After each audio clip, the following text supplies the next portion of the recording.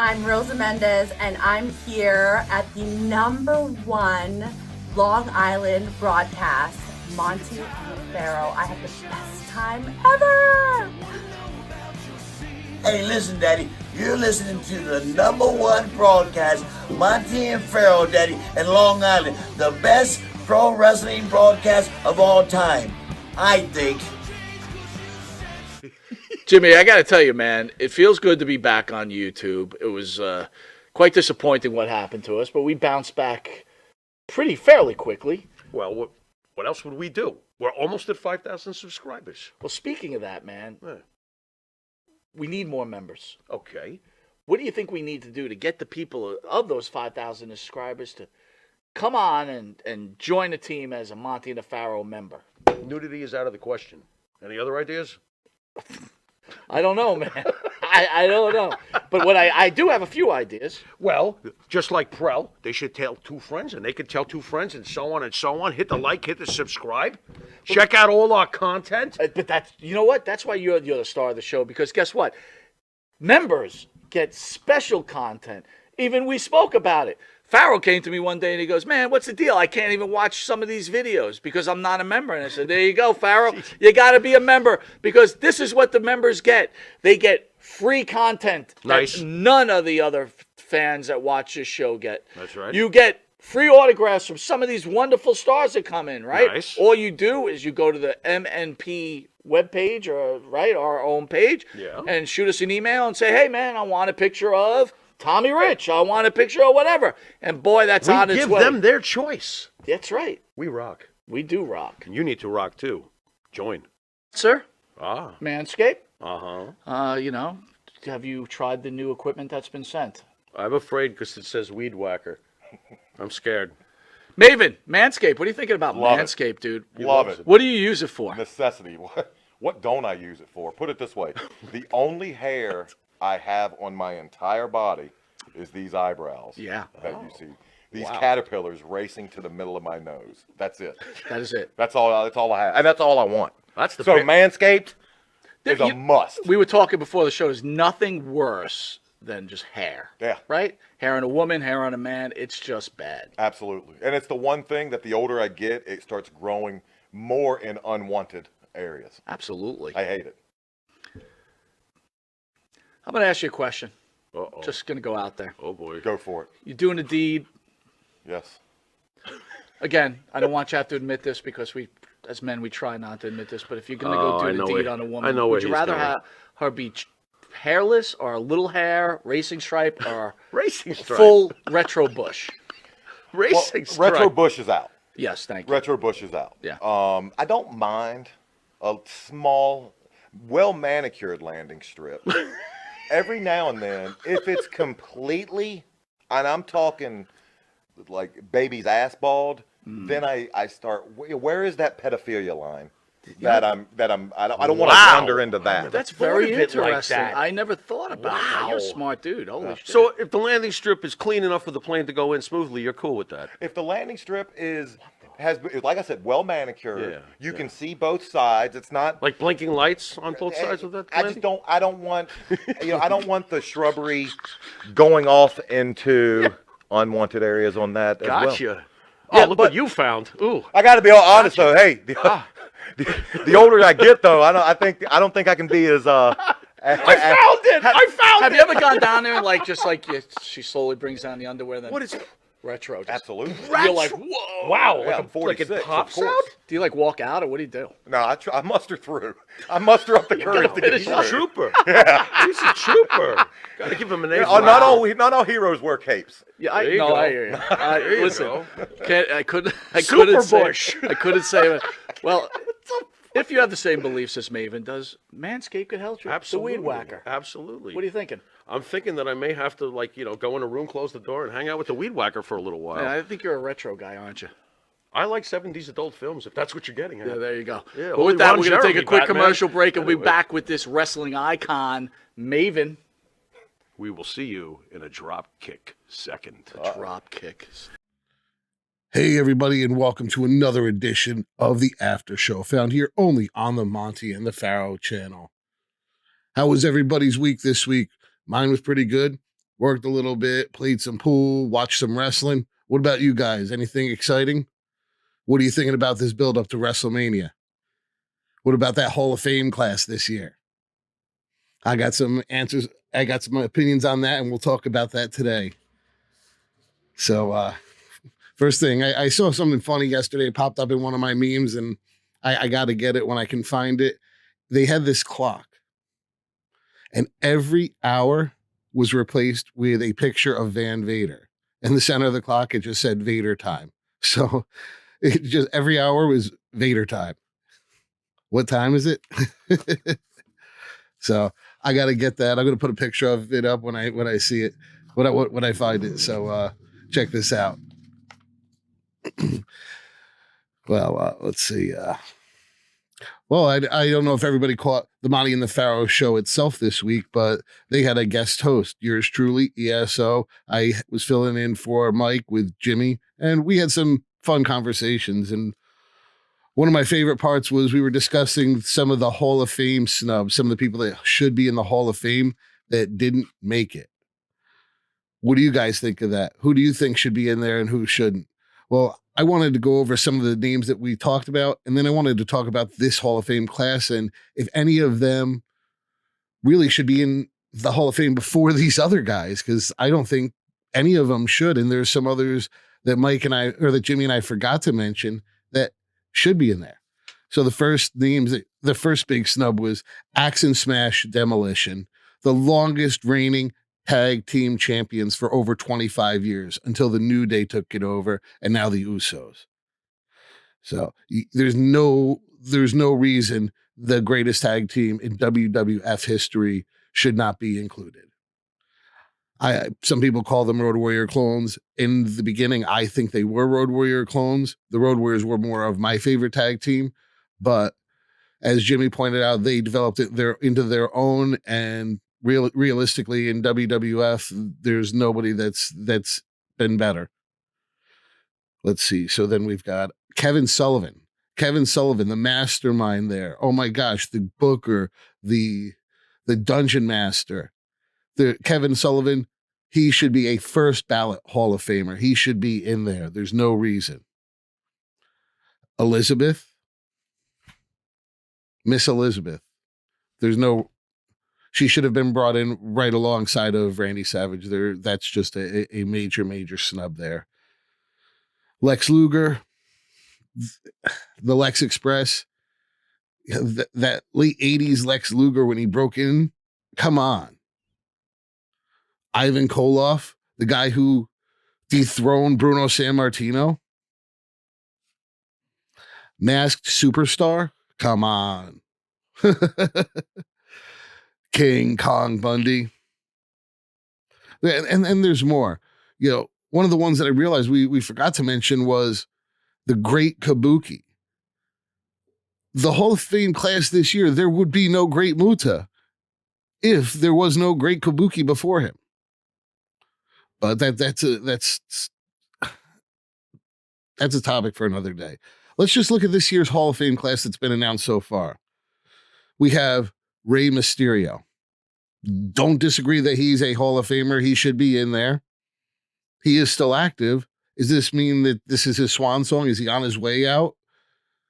I think it's going to be pretty cool to actually have an angle at the Hall of Fame instead of it just being the ceremony. Come on, it's all kayfabe anyway. Why not have an angle going on there?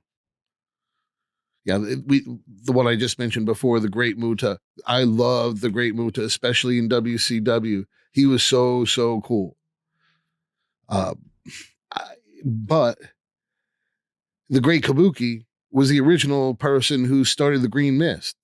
So, you know, you think of Asuka using it and Muta using it. Well, Kabuki was the originator. He should be in there before Muta. Kabuki was also an international star. So, Andy Kaufman, no question, should be in there. He should have been in there years and years and years ago. And then the one I question the most. See, it's not that I don't think Muta is a Hall of Famer. Muta should be in the Hall of Fame, but I think Kabuki should be in there before Muta. Stacy Keibler.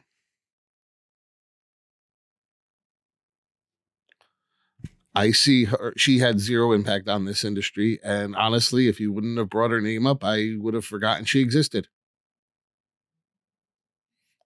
So when you compare them to any of those other people we mentioned before, the Demolitions, the Kelvin Sullivans, Elizabeth, Ivan Koloff, Lex Luger, King Kong Bundy, Kabuki, Mass Superstar, I think that all of them, their credentials exceed anyone that's going into the Hall of Fame this year. Well, maybe not Muta. And in long range, Rey Mysterio,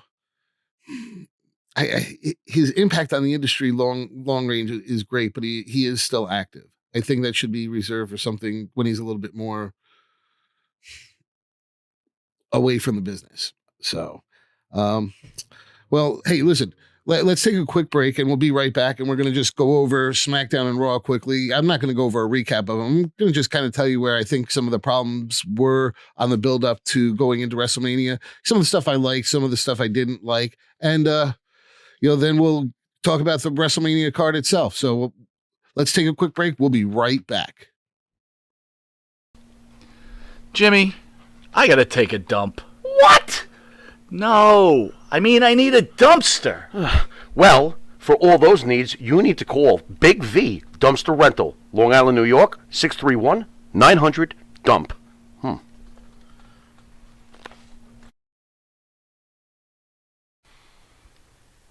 The Monty and the Pharaoh Show is brought to you by... Because wine is your second favorite four-letter word. California wine, New York attitude. Good fucking wine. Yeah. And welcome back to the After Show, found here only on the Monty and the Pharaoh channels.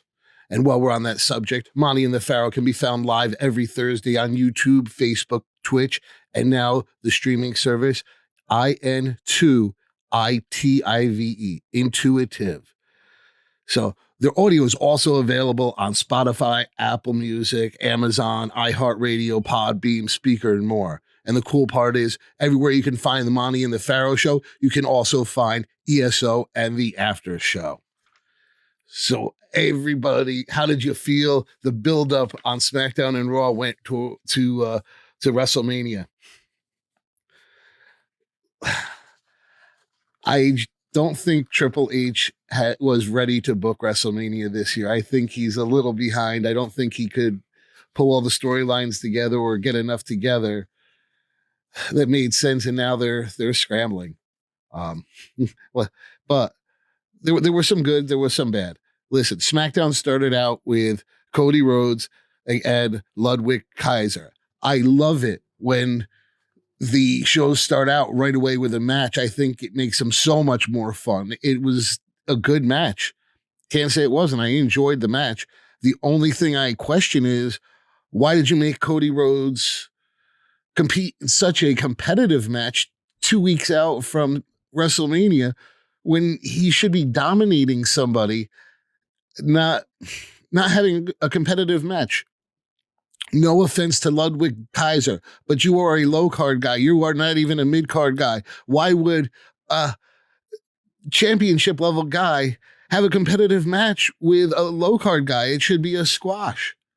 Sorry, just the way I feel, but it was a good match overall. Again, next week now we've got him facing Sikoa on Raw, which we've already seen what happens there. Just question why we are not pushing any other storylines so that WrestleMania feels like it's more special. Yeah, everything outside of the Bloodline and the Mysterios and Judgment Day stuff feels like it's pretty much thrown together.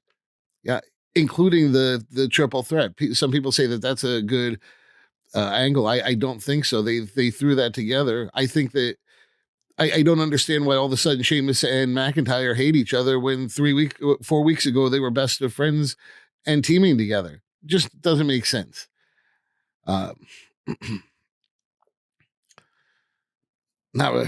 Charlotte came out, did a promo, waste of time. LA Knight had a match with Rey Mysterio. It was a good match. The best part is we finally got the Dominic Mysterio, Rey Mysterio match. Wow, it's made. Let's go. That could have been done a month ago, and again allowed other angles to blossom and grow. But no, we dragged this one on, and no, we've got a culmination. But it was kind of cheesy. We knew it was coming. Why couldn't we just have gotten it done? Hey, maybe if I think it would have come across better as Ray punching him that first week. You know what? Maybe if Ray were a stronger daddy, we wouldn't have this punk running around. If anything, Ray's a heel here. He's the one who let this punk get away with crap. Sorry, it's so what do we have next? We have the women's qualifying match with Natalya and Shotzi against Lacey Evans and what was Zia Lee. Who cares?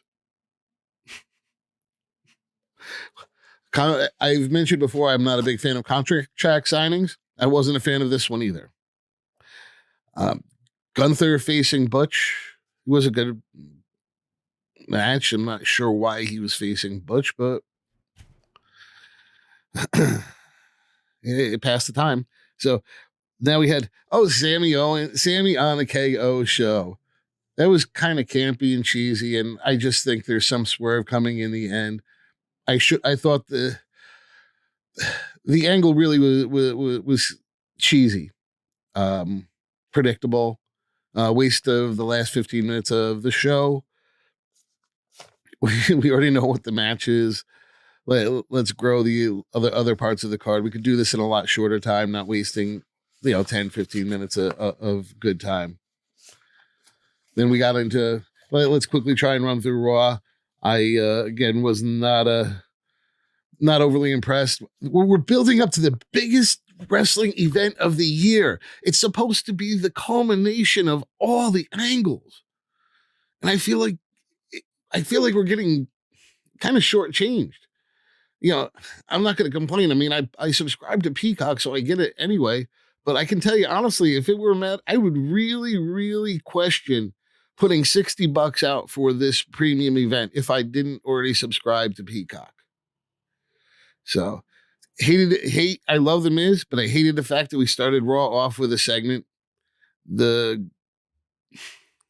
I don't think that match should be taking place. I think that it should be, I think the girls should be defending the tag team championship, not a 6-man tag team match. Not that I don't want to see Trish Stratus wrestle. I really do want to see Trish wrestle, but I don't, let's have Trish wrestle Bailey, and then the Dakota Kai and Io Sky wrestle Becky and Lita for the title. That would make more sense.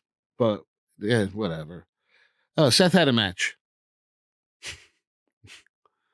I'm not sure. That didn't do anything. Didn't push an ankle. Didn't do anything. Then you had this stupid weigh-in.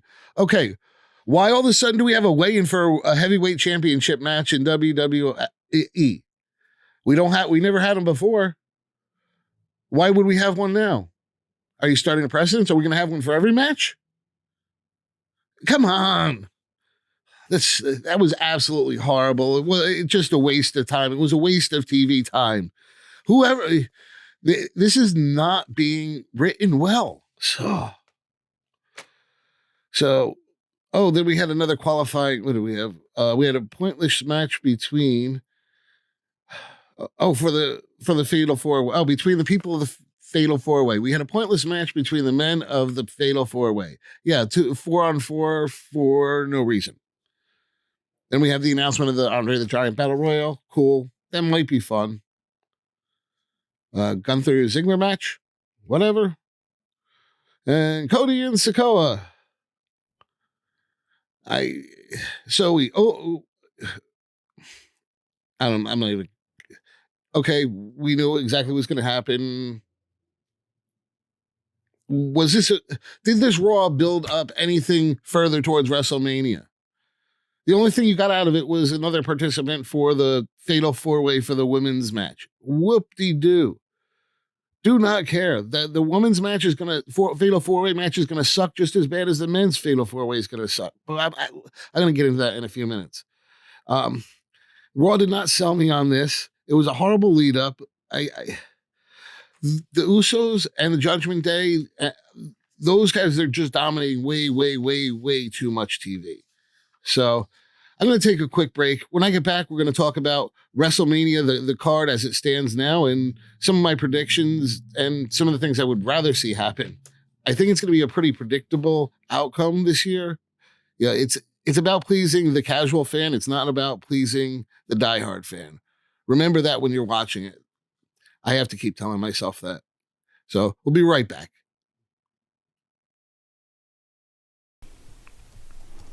And Nitro's Garage for all your automotive needs. Call 646-675-2349. That's 646-675-2349. For all your automotive needs, Nitro's Garage. Ask for Jack.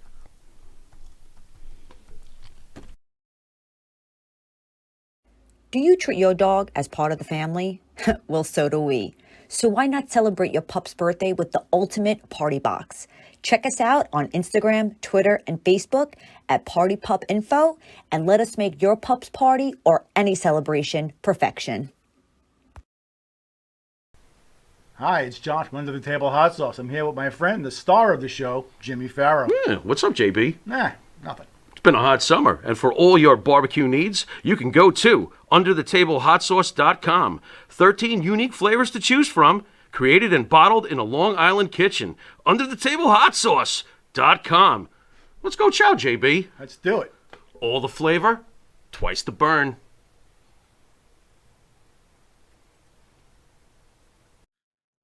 Hey, everybody, and welcome back to the After Show, found here only on the Monty and the Pharaoh channels. So everybody ready for this WrestleMania this weekend? I'm still trying to finalize my plans. There's some WrestleMania watches going on. I might, or viewing parties going on. I might head to one of those. So we'll see. I'll tell you, I wasn't looking forward to the Elimination Chamber and they surprised me. So I'm hoping they do the same here. Let's start with the confirmed matches per night. So we have confirmed on night one, the opener is going to be John Cena against Austin Theory. I think that this is going to make the fans go nuts. They are going to have a great match. Austin Theory is the superstar of the future. John Cena is the superstar of the past. Look for a passing of the torch moment. I expect several false finishes in this. And I think it'll be okay in this match. A lot of times I'm not a fan of a lot of false finishers, but this is going to be a big match. This is a passing of the torch. This is any other time, this would be a main event. But WrestleMania, it's the opener. The opener is the opener is what gets the crowd going. So this should be fun. The other confirmed night one match is Logan Paul versus Seth Rollins. They're going to have a great match. Can't wait. I can't believe Logan Paul is a rookie. And from what I heard, his rookie contract is over after WrestleMania.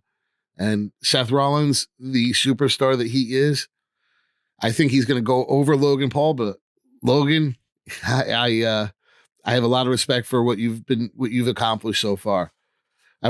It's kind of crazy. I was not a fan of this Paul kid, but I got to tell you, he's grown in my eyes tremendously. So those are actually the only two matches that are confirmed for night one. Night two, we only have one confirmed match, and that is the main event, and that's Roman Reigns and Cody Rhodes. I am of the opinion that Roman Reigns is going to walk out of there with the title.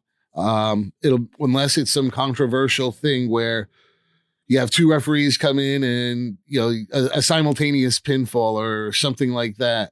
And they decide to split the titles and give one to one and one to the other and give Cody that WWE title that he really wants while preserving Roman Reigns' 1,000-day run.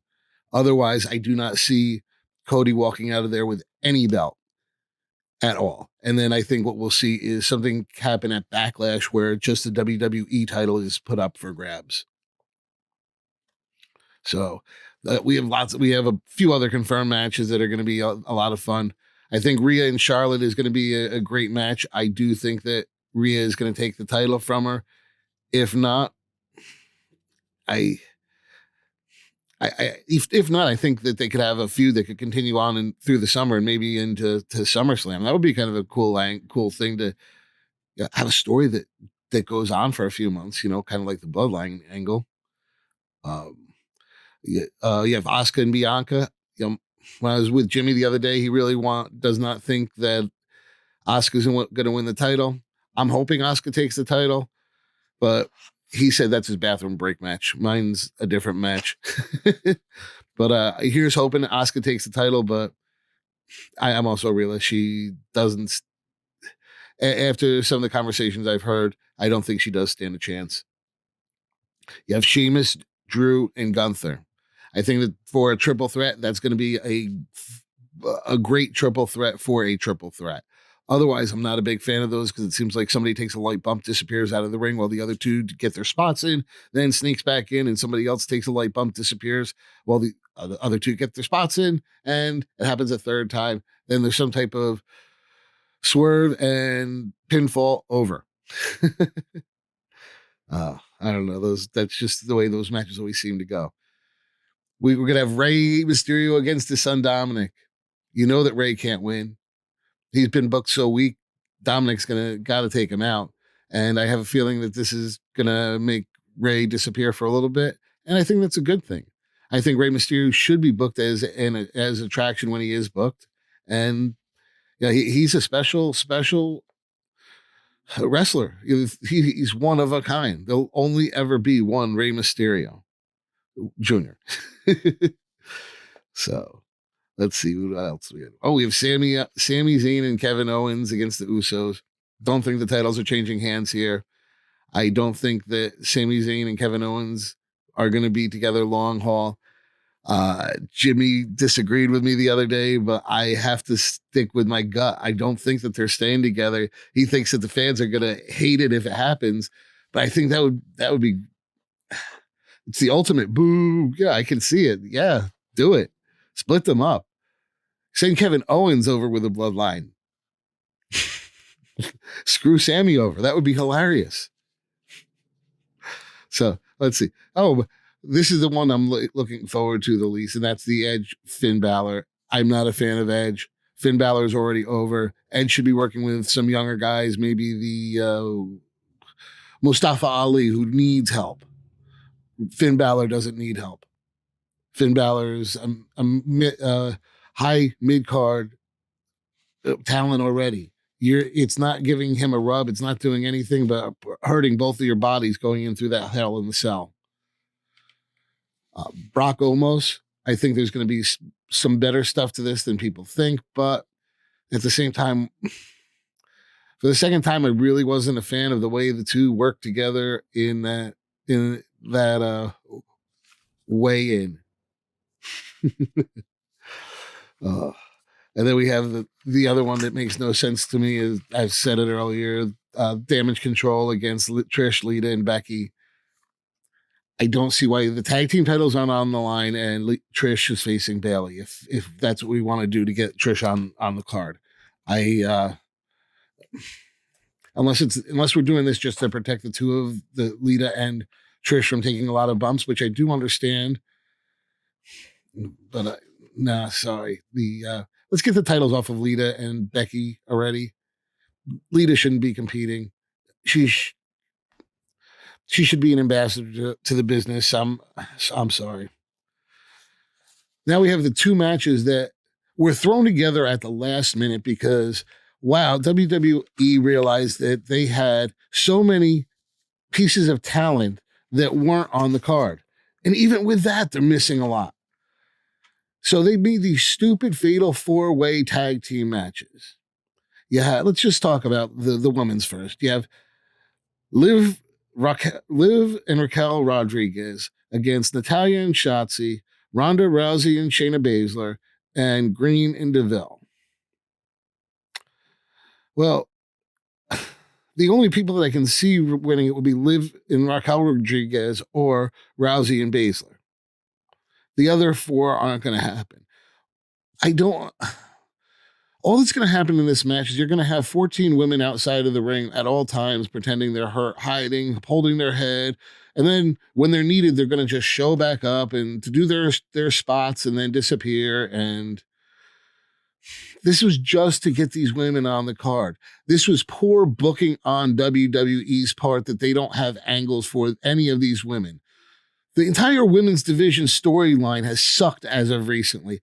Triple H, you don't seem to want the women on TV. I don't get it. These women are more talented than a lot of the men anymore. I'm sorry, but yeah, sorry. Why? There's no angles to going into this. This is just to have them on the show. Same thing with the men's Fatal 4-Way Tag Team match. You have the Viking Raiders, Strowman and Ricochet, Alpha Academy, and the Street Profits. Strowman and Ricochet, I can see actually almost any of these teams winning. Alpha Academy is not going to win because they don't seem to be getting along right now. But any of the other three, I could see taking it. Not a fan of the Viking Raiders, really, but they could take it. Street Profits are awesome. You know what? They're probably not going to take it because I think they're going to break up soon. This would be in a place where we could see them turn on each other. Strowman and Ricochet, they have a great chance. I think that they're a great team together. So there's a lot of notable people that have been on TV recently that aren't going to be on WrestleMania or don't have a match going into WrestleMania. And that's really confusing. And that's, well, Bobby Lashley, Bray Wyatt. I'm glad Bray isn't there, but how about Piper Niven, where we've seen her every week recently? Candice LeRae, Meechin. On the guys' side, look at the tag teams, just the tag teams that aren't booked for this event. You have Legado del Fantasma, Maximum Male Models, Hit Row, Brawling Brutes, The New Day. We only have like 13 matches over the course of 2 days booked. And at 3 hours a piece, I mean, that's getting a lot of time for each match. And unless you're going to have that much commercial crap and that much backstage stuff, I mean, I don't think it's going to be a fun card. I hope you prove me wrong, WWE. You've done it before. You did it with the Elimination Chamber, and I know you can pull it off. But you didn't sell me on this very well. And looking at the card, it's like, I see 2 or 3 matches that are a wow, I have to see. Where in years past, every match was a must see for one reason or another. I'm not sure on this booking. So, yeah, I just happy WrestleMania weekend, everybody. No, I'm sorry. I'm excited. It is WrestleMania. I can't wait to see what happens. I'm hoping that I'm wrong, and we will see. But yeah, I'm gonna get out of here for today. Next week I'll be back, and I'm gonna talk a little. I'm gonna get back to reviewing a magazine. I've got a couple of cool things, and I really want to talk about one of my favorite tag teams of all time, and that is the Legion of Doom, the Road Warriors, especially the LOD before they were involved with the WWF. So until next week, this is ESO. I wanted to send a special thanks out to Jimmy and Mike for letting me have the show and let me come on and co-host last week. Yeah, I thank you guys for everything. You've been awesome, and I can't wait to go live in a few weeks. We're getting closer and closer to that. My computer should be here. I'm hoping any time now. It still says backlog queue. They said it's going to be in that for 4 to 6 weeks, or it should be in that up to about 4 weeks. This has been the 3rd week, so 1 more week in that, and then within 2 weeks, I should have my computer, and then we can start going live and do some other cool graphics and stuff like that. I've got some animation stuff. I've got some live drawings that we're going to do. And, I want to thank you guys out there for all the support. Thank you, Mike and Jimmy. And until next time, this is ESO, and I am out of here.